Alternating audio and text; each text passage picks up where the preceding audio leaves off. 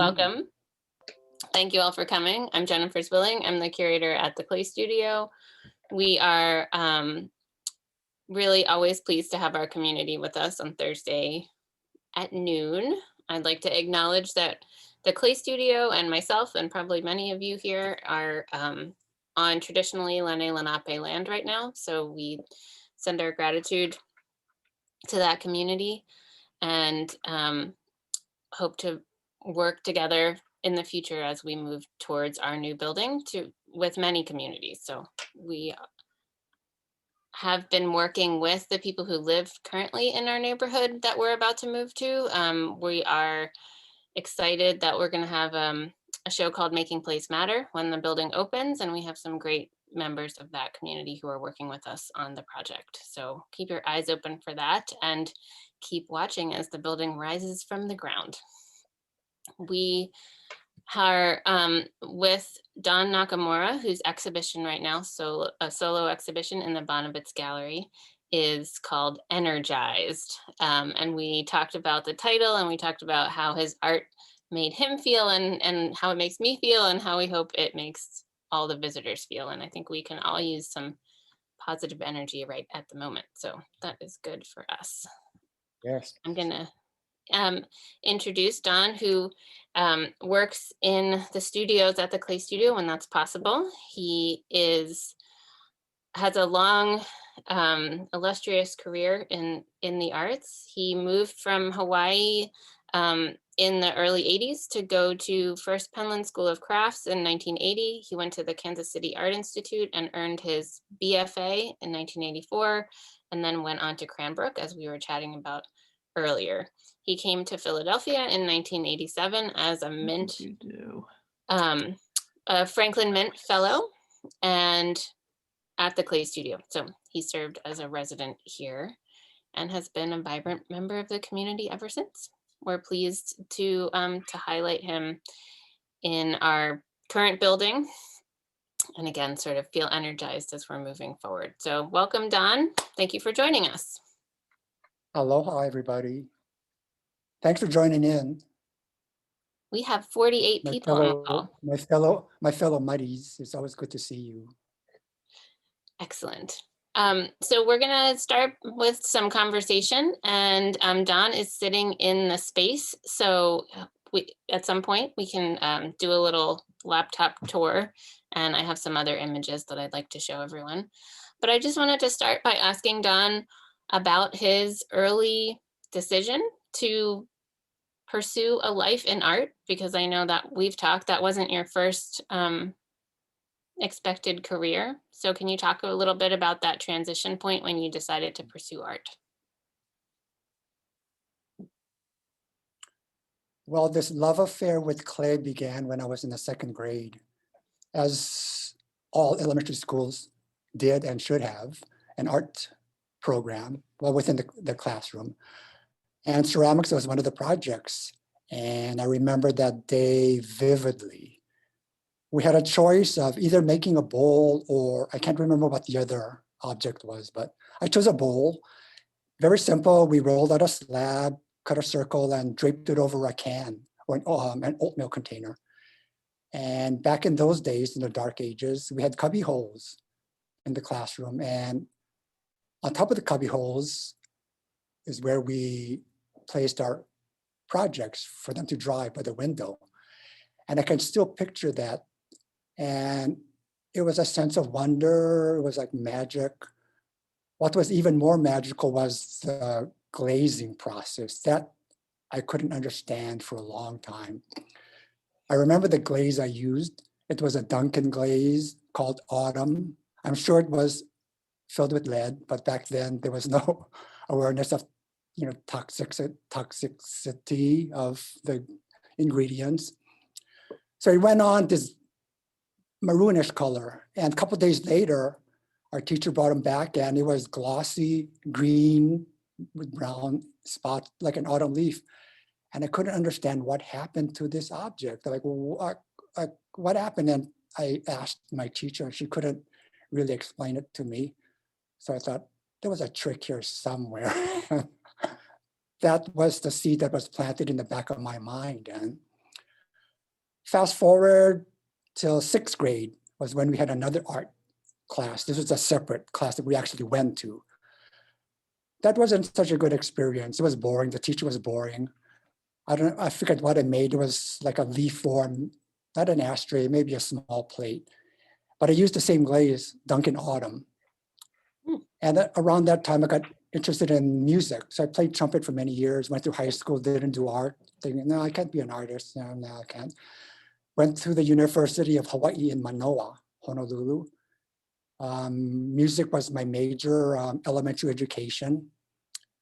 And since day one, I was like a student with blinders on. My main goal in life was to do what I was supposed to do and graduate.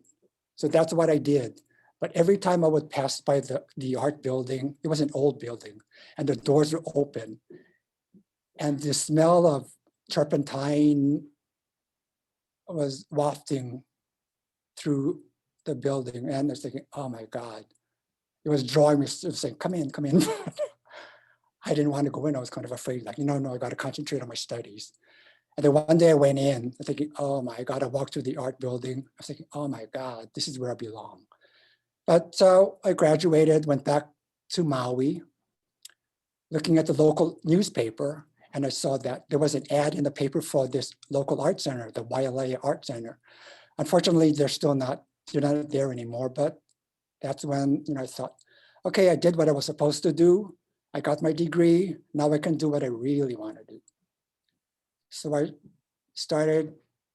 took my first formal ceramics class at the Wailea Art Center. It was either in December of 1977 or January of 1978. Thinking, okay, I'm going to learn to throw. And I had the most difficult time trying to center 1 pound of clay. I'm not exaggerating. The next day, my entire body was aching from putting my entire body into trying to center this 1 pound of clay. So when I see students struggling to center their piece of clay, I can empathize with them. I really can. And so that began my formal journey. After a couple of years, I went to Penland. I was a student at the 1980 spring concentration class. It was 8 weeks. And while I was there, I asked my teacher, who was Bill Briard, and I was interested in going to art school. So, could he recommend a place? And at that time, I wanted to pursue being a studio potter, making functional pots, utilitarian ware. And he said, well, in that case, you should go to the Kansas City Art Institute because that's their forte. Mm. So in 1981, I enrolled there and had a very, very good experience. I have such fond memories of the school as well as the community outside of the school. While I was there, George Timmock was there, Victor Babu, and Ken Ferguson. I really bonded with George. He challenged me all the time. And I think what's even more important than that, he instilled the need in me to challenge myself. I can still see him. His words resonate with me to this day. And after that, I went on to Cranbrook, studied with Jun Kaneko. Very intense. Michael Corney, you can attest to that. Jun was very intense. He had a very, very strong work ethic. After that, I was fortunate enough to have almost a year residency at the BMS in Omaha. Then in 1987, came to Philly. And I'm still here. We're glad. Me too. So those of us at the Clay Studio always like to hear about that specific experience from people. So what did you, can you tell us a little bit about your time here at the Clay Studio and, what it was like in 1987? Oh, the city was so different. It's transformed quite a bit for the good. The Clay Studio was at a different location, a smaller building, pretty funky, but I kind of missed that as well. I knew someone who was a resident, Penny Smith. We were classmates in Kansas City. So she introduced me to Jimmy, who was the director at that time. And there was this fellowship called the Franklin Mint Fellowship. It was the first year. And the person who had the fellowship left after 6 months. I guess she didn't enjoy the experience. So Jimmy asked if I wanted to take over and the remaining 6 months. And I said, yeah, of course. So I remember going over to the Franklin Mint and meeting the powers that be, and they were interviewing me, and I became the resident there in the clay studio.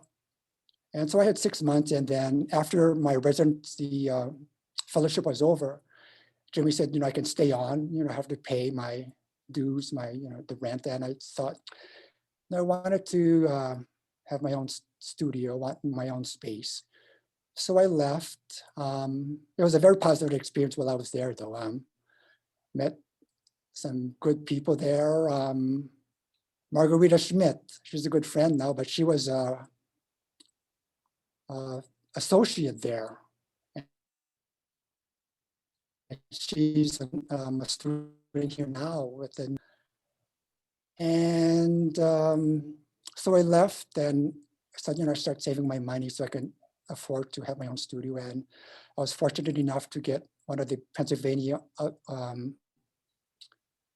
Council on the Arts grant. So that really gave me the push where I could afford to set up a studio. And so my first studio was at the 915 Spring Garden space here in Philly. Steve Donegan and his wife, Sid Carpenter, ran that place. Oh, I have really fond memories of that place as well. It was like a family there. And I was there for umpteen years. Very good, very nice space. Then I went over to the Crane, another fantastic space, building for artists. And now I began taking classes here because you're never too old to learn. And Daniel Ricardo Terran was my teacher here for several sessions. Excellent artist and excellent teacher as well. And now I'm still under the student umbrella, but I'm working independently under the independent study program. So I come in during open studio time and do my thing. Yeah. Well, thanks for sharing all that. And it's really a story that parallels the growth of the art scene in Philly in general, because all of those buildings you mentioned and just the different experiences are what has made Philadelphia a good place to do art over the last 20 or 30 years. So maybe we'll talk about this another time, but I'm just so interested that the Franklin Institute, or the Franklin Mint, I'm sorry, was doing fellowships. And I don't know anything about how that got started or why they were giving money to clay studio residents, or do you know? And I don't know how long it lasted either. Yeah, I think it was just a few Are they years. still around? I don't think they are still around. Oh, the Franklin Mint is still there. Yeah. Oh, okay. But Are they I don't still know. doing ceramic objects? I don't know. Yeah, I don't know what. I Hmm. don't know. Where was it when you went to visit it? I Somewhere forget. It was in the burbs. Jimmy drove me out there, and I think they're still I'm there. grateful. Well, anyway, it's Okay. fascinating. I want to show people some of the works that are in the show. So I'm going to share my screen so that people can see this. And maybe you can talk to us about the work and your technique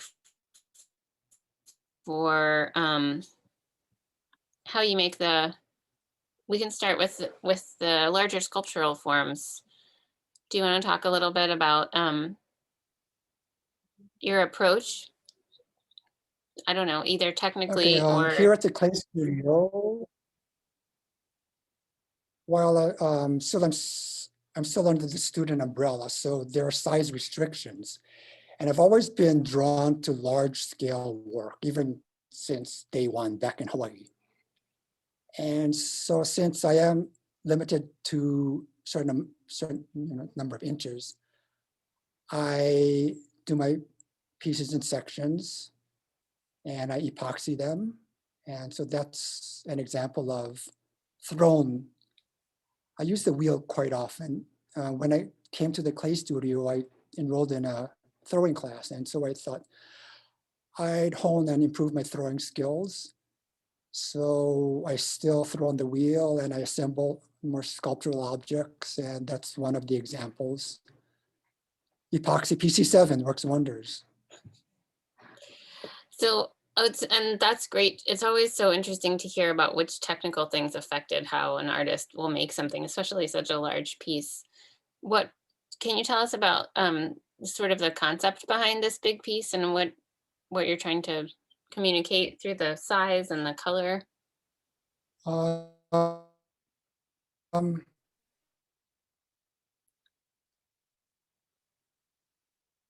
a lot of my, I would say, inner self-portraits, Mm. um, in abstraction, of course. And this piece is titled Perched Up, I think it's Perched Atop Myself. So it's an inner self-portrait. I work intuitively, so I can't explain in detail what everything means. And a lot of times I won't know what a piece is about until maybe a couple years, or maybe, who knows, maybe 10 years down the road. And I look at the piece and I said, oh, okay, that's what was happening in my life at that time, but that's what I was thinking about. So it's a lot of times I start a piece spontaneously. When I want to work on a larger piece, I try to have a very general idea of what I want the piece to look like, and then I let it evolve. Many years ago, I tried sketching in detail the finished product, and that didn't work for me, Hmm. because then I felt like I was working with blinders on, and it became very technical for me, and just to achieve that piece that was on a piece of paper. And just for me, it doesn't work.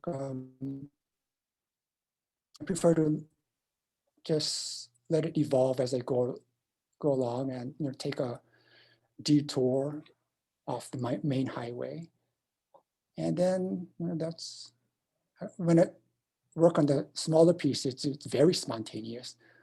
I sit at the table with this lump of clay in front of me, and then I just go from there. Yeah, I'll show. Whoops, there we go. Let's see. This is one of the smaller sculptures. So this is about, and then this one's right behind you on the shelf there, so people can kind of see the dark arms sticking out next to Don's head. That's this piece, which is, I want to say it's about 24 inches tall, maybe. And Uh-huh, it has a relationship to the one that you just showed us, because it has that sort of the throne form as the pillar, the column, and then uh-huh. these exuberant arms coming out from the top there. I love that you said inner The self-portrait. pieces that I'm doing currently, the pieces that I've done and I'm currently doing since being at the clay studio harken back to my days at the Kansas City Art Institute, because I started wanting to be a functional potter. And ironically, when I left the Art Institute, I was doing anything but functional pottery. But I was throwing objects on the wheel and assembling them, similar to what I'm doing now. But after I left Kansas City, I began hand building. And for most of my life, I hand built most of my pieces. Mhm. Very simple, very low tech, with coils. And when I came back to the clay studio, that's when I started throwing again and assembling pieces, thrown pieces, as I'm doing now. Hmm. And it's interesting to hear you say that too, because Daniel went to KCAI. So it's interesting that your schooling there had Yes. a positive impact, and you went through this sort of functional, non-functional, and then to come back and have someone who is another alumni of the same program, take you back into the kind of Yeah, throwing and functional. Do you feel like that was a nice connection. it seems like it's a place like many places, like even like the clay studio, where the atmosphere and the spirit of the place can stay consistent over a long time. And I feel like maybe that was the case where you were there earlier than Daniel, obviously, but it had some of the same kind of spirit of those important, energetic, I'm going to keep using that word, teachers who had a big impact on you? I could say the teachers at Kansas City were valuable, each in his own way. As I mentioned previously, George really challenged me, and he was in charge of the sophomores. We were introduced to the low temperature techniques and hand building. Victor handled the juniors, and they concentrated on throwing. Hmm. And Ken was in charge of the seniors and the department as a whole. He was the department chairman. And when I became a junior, oh, okay, going back to my first year at the Kansas City Art Institute in the department, I was very insecure and very intimidated. I thought, what am I doing in an art school? I can't be an artist. So I just kept my head down and I worked. I worked constantly. And for some reason, they appreciated what I was doing, but I was still pretty quiet. And then came my junior year, I had a little bit more confidence, and I decided, I don't care what people think of, about what I'm doing. They can think I'm crazy. I don't care anymore. So it was like this dam broke and all hell went through it. It was the most glorious feeling. I had so much fun. I was throwing at that time because Victor was, the teacher, and we were throwing in our junior years, and started throwing parts and assembling them. I had the most delicious fun that I've had in a long time. I was thinking, I'm going to do what I'm going to do. I'm going to be me. I found myself in Kansas City. I found my voice while I was there. Mm. And Victor gave me the freedom. He stood back and let me do what I wanted to do. And I am extremely grateful to him. I needed that freedom at that time. And Ken had his words of wisdom because he had so many years of teaching, and he was an excellent artist as well.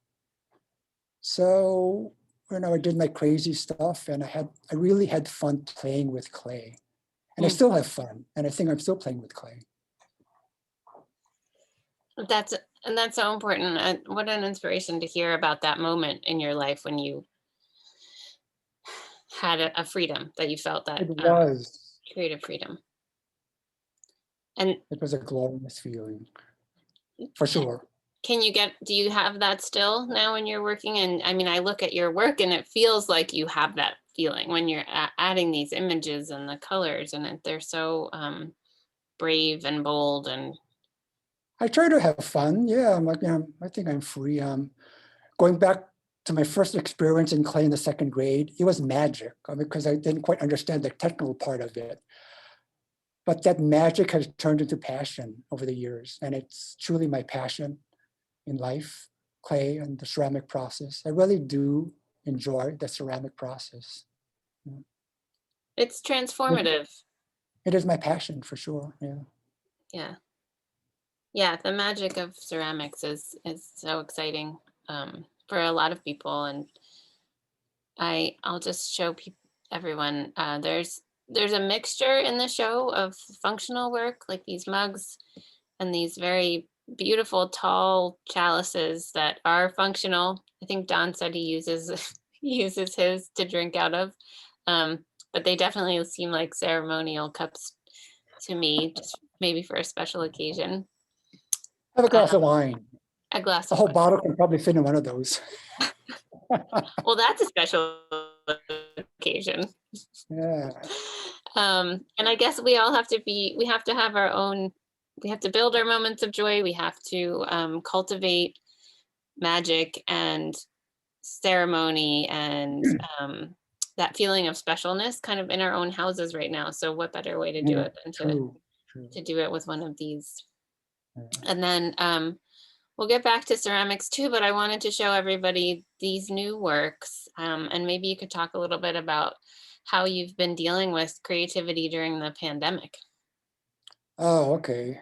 When the pandemic first started, I guess it was in March, and the clay studio shut down.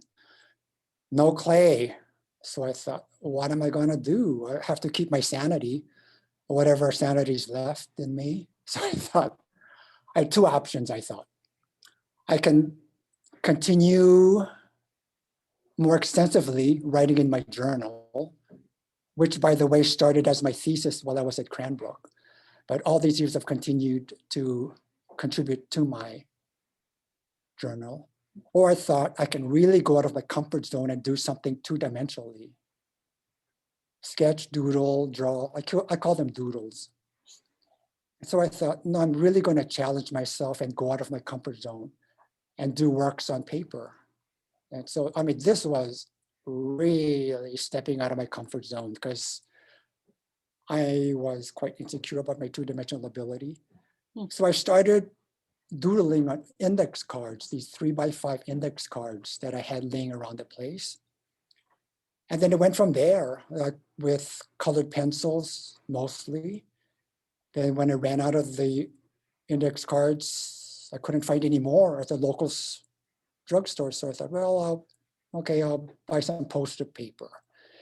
I cut those up, got larger, and then larger and larger. And then someone said, well, Don, you gotta use better quality paper, more archival stuff. So I started ordering some more archival paper. I currently use a Stonehenge paper, the 22x30 paper. And so that's what I'm doing in addition to my clay stuff. I mostly colored pencils. Sometimes, once in a while, I use a dab of acrylic or ink pens. And in the beginning, there were observations a lot of times of what I saw in my own apartment. My interpretation of what I saw anyway and what I was feeling. At times there were protests going on as well, the Black Lives Matter. And, of course, that entered my mind as well. And so I took everything in and whatever came out two-dimensionally as well as three-dimensionally to this day. And so I feel a little bit more comfortable about my abilities, but still not that confident, and which is ironic because a lot of my clay work is surface oriented. That's when you're dealing with a three-dimensional object, half the work's done for you. You have the form, and then you enhance what you have there.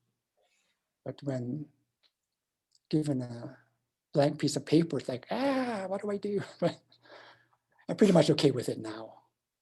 So I was surprised when you told me that because, yeah, exactly what you say. You use your vessel forms as a surface to add images, and so to me, it seems.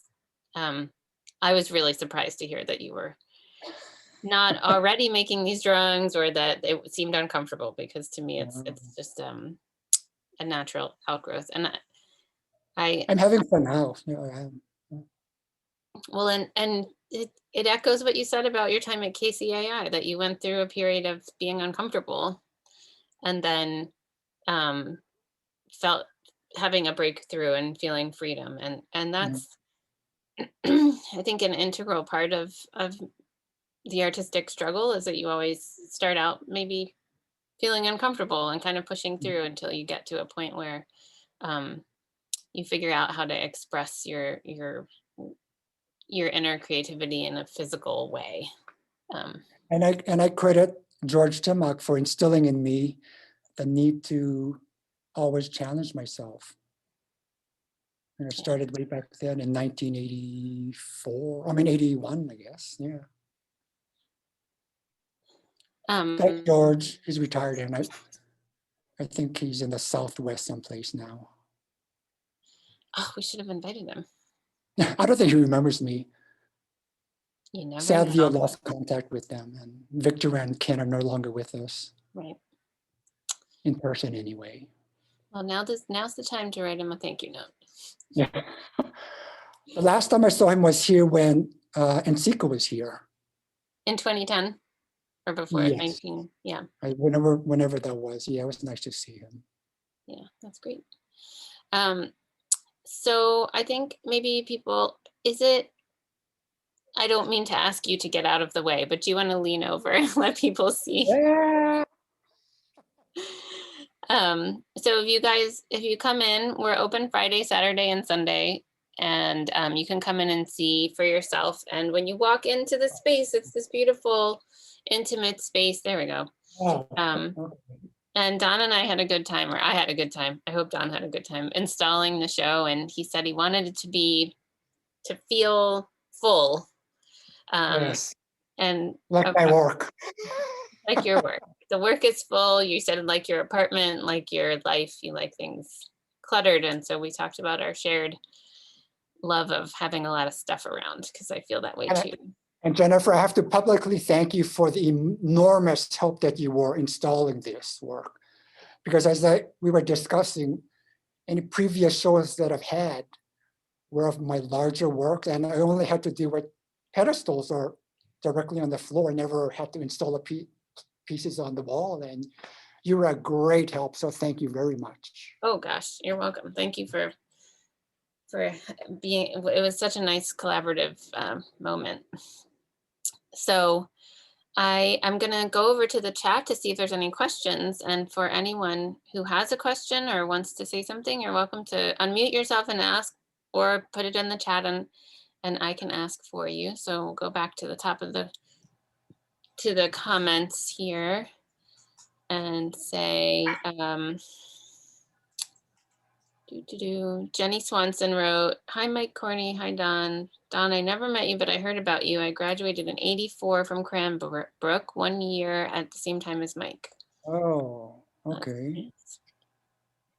Lisa says she thought a sea shanty was a cocktail. So I think we should make up a cocktail that's called the sea It shanty. it should be, huh? Yeah. And then drink it out of one of your chalices. So that's on the docket. Would it be blue?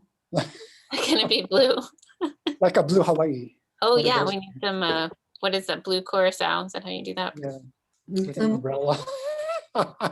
No. We don't need an umbrella. If we have your chalice, we don't need any other. Yeah, visual. enough color as is. Yeah. Lisa Getz said, nice story. That was when you were telling, I think, your story about your early art. Diana Chamberlain asks if you entered juried shows. That's an interesting question. Yes, I have over the years, and it used to be less expensive to ship work across the country, but nowadays, oh geez, it's so expensive. And the last couple times I did ship out a couple large bowls, and this was maybe 10 years ago. I would pack it as carefully as I could, it got there safely, it didn't sell. And when it came back, I would get the box and I hear rattling, like, oh, great. So twice, one of my large bowls did not survive.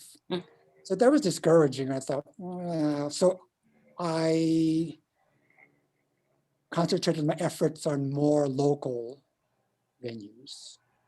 But here's a strange and funny thing about me. I have this tremendous drive, I would call it, desire and drive to do the work.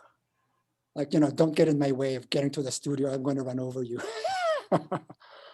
But once the work is done and finished, looking at it and judging it, then I put it away in storage. And the drive to get it out there is not as strong as the drive to make the work. So go figure. I mean, so that's the way it's been. Yeah. And that's the way I am. Well, I mean, it's good to be aware of that and do the part that you like and figure out a way to make your life so that you can just keep making work. It's great. Okay, Thora Jacobson says, I knew somebody would have, and of course Thora says, Franklin Mint hired artists of all kinds. The owner was Linda Resnick and her husband. The Franklin Mint Museum was out in Wawa, Pennsylvania. Oh. They moved to I didn't California. know there was a Wawa, Pennsylvania. I thought there's only a store here. Yeah, I guess that's why it's called Wawa. Okay. They don't know. Dairy. Farm. A dairy. It was a dairy farm. It was a dairy farm. Got it. Oh, Thora Jacobson was the director at the Fleischer Art Memorial, and I had a show there. Hi, Thora. Yeah. That's a wonderful place. What you say of Linda Resnick's story? We're going to. Is Nancy Brenner asks, how does your musical background influence your art today? Ooh, that's a good question. Oh, we froze there for a minute. Oh, did you hear my question? I'll say it again. No. Nancy Brenner asks, how does your musical background influence your art today? For one thing, the discipline for sure. Because when I used to play the trumpet, I was terrible, it was awful. I don't know how I made it through college. But anyway, you're by yourself, you're in a room practicing for hours, and you need the discipline if you want to improve. And so being in a studio by yourself, you need the discipline. I go in whether I'm inspired or not. I don't wait for inspiration because it may never come. It may come maybe once a year. Mm. So I go in whether I'm inspired or not, and I work, and the discipline part remained with me. And while I'm dealing with the surface of my pots, I sort of have a beginning and an end, like a musical piece. And I think that's a line. And I think that comes from my music background, I think.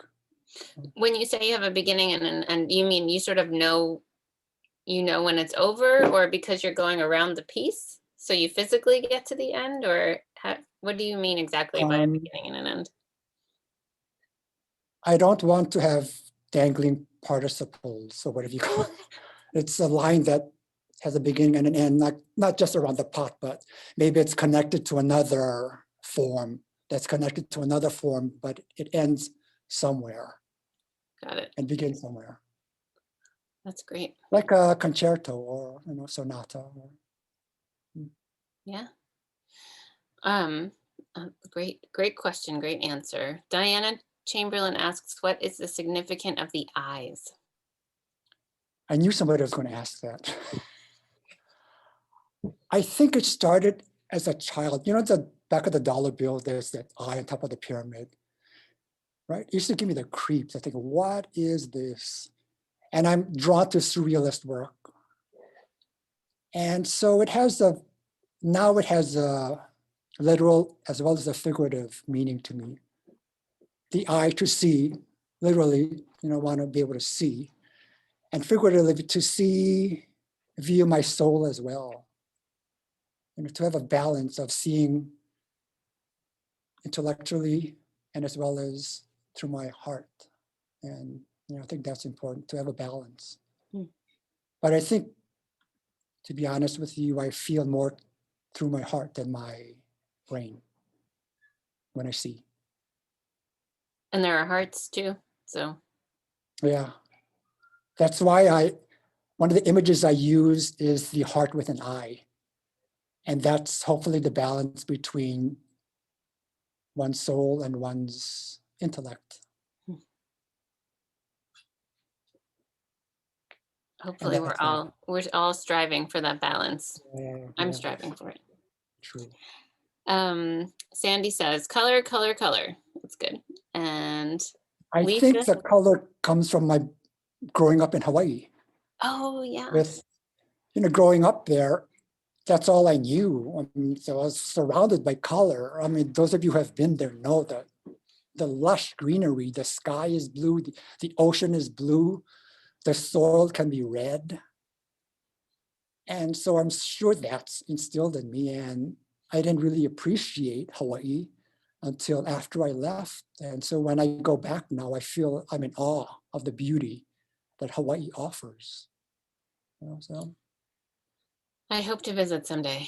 It's a theme I've heard in some of these conversations lately, this idea that you have to leave something to understand it, a place specifically. And to appreciate.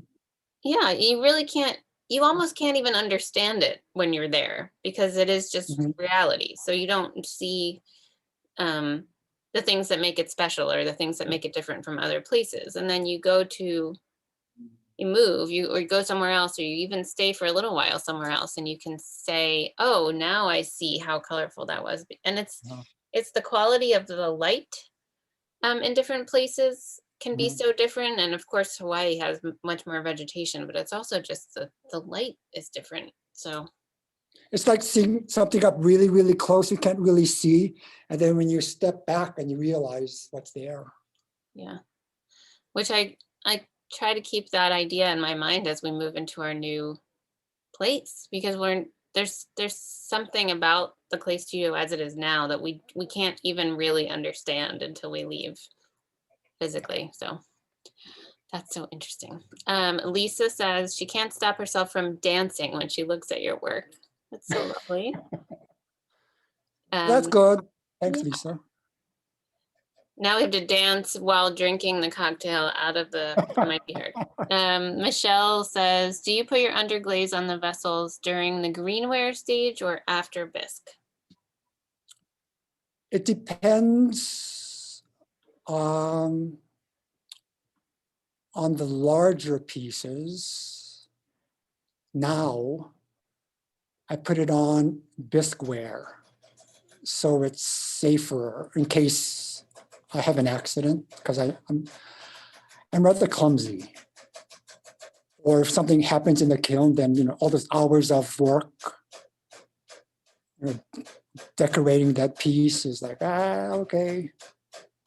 So generally speaking, on the larger pieces, I put the underglazes on bisqueware, Mhm. and the smaller pieces I put on the greenware. It's the risk assessment. Yeah, the That's risk good. factor.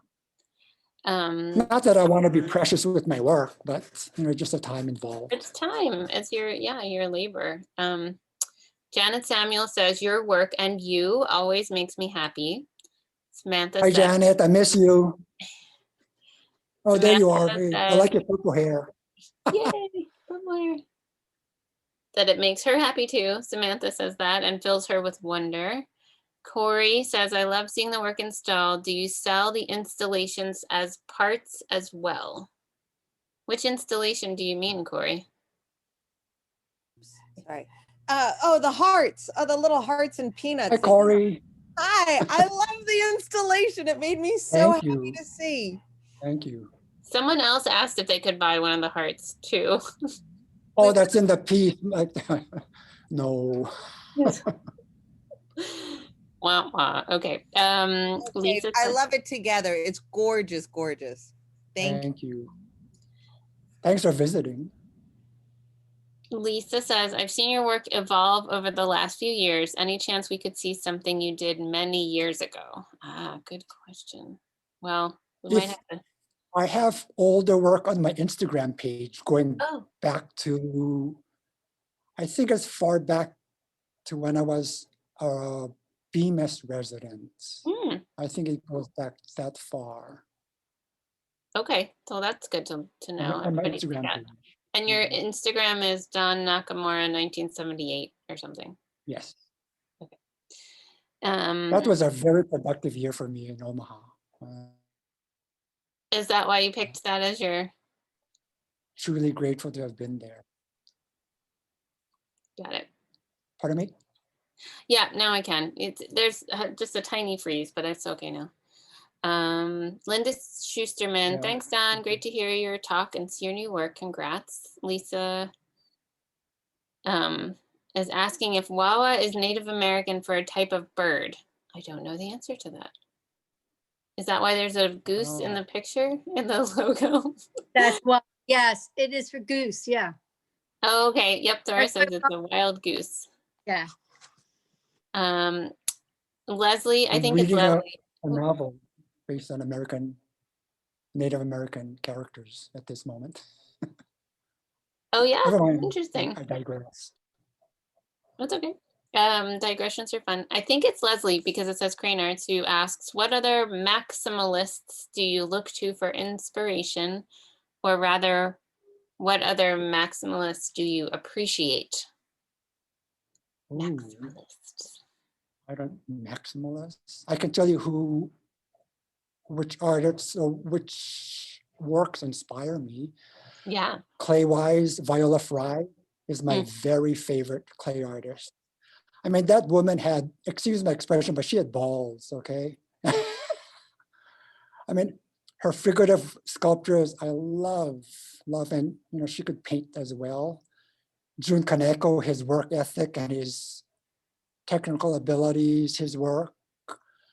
I love Miro. his painting as well as his ceramics. That makes sense. Max Beckmann, as a painter, I like his work as well, his boldness, his use of black in his paintings. And Toshiko Takaezu, her glazing effects.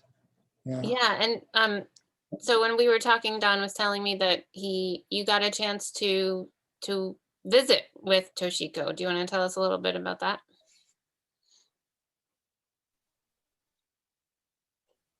Yeah, and this is funny. Going way back, my first class at the YLA Art Center in 1978 or something, my teacher had the Penland School of Crafts book, which is a very, it's a lovely book of the artists who had visited or taught there.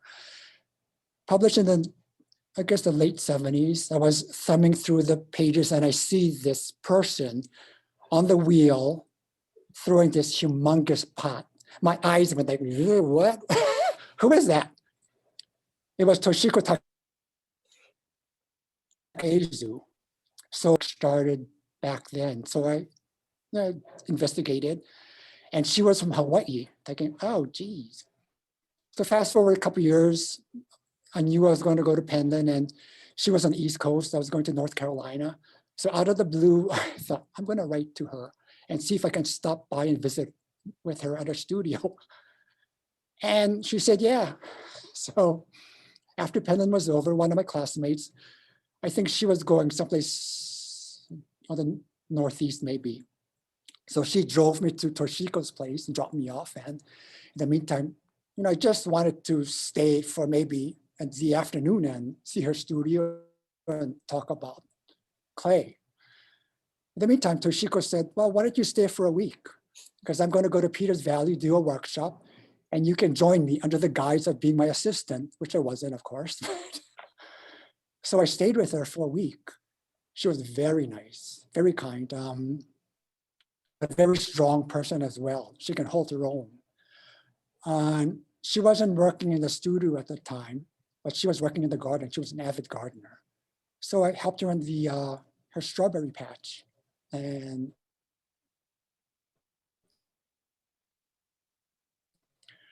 for some reason, I don't remember the ceramic studio there. And I know she must have taken me there. But what I do remember is that they were holding critiques in the art department. And it was a painter, I believe. She was having her critique. I felt kind of scared for her because it was sort of in the rotunda of this art department building. This painter was on the first floor, and up on the second floor, around the balcony here surrounding her, were the art professors grilling her, interrogating her. All I heard were these voices coming from the second floor, directed towards her, asking her about her work, about art history. I thought, whoa, that is pretty scary. And that stuck in my mind. That was Princeton. Yeah. But Toshiko was very kind to me. And she said the only reason she agreed to me visiting her was because I was from Hawaii as well.